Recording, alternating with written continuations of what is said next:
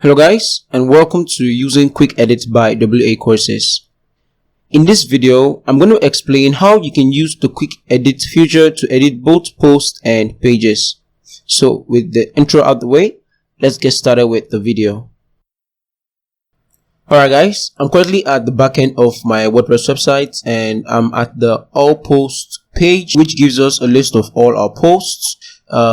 To use the quick edit feature, all you have to do is click on this quick edit button here. What allows you to do is it gives you the ability to change some meta information about your post from this page here. So you don't really need to go into Gutenberg. You can just click on this button and it gives you the ability to change different information about your post. Okay, so you can change things like your category, your title, your slug, the date of publication, password, status.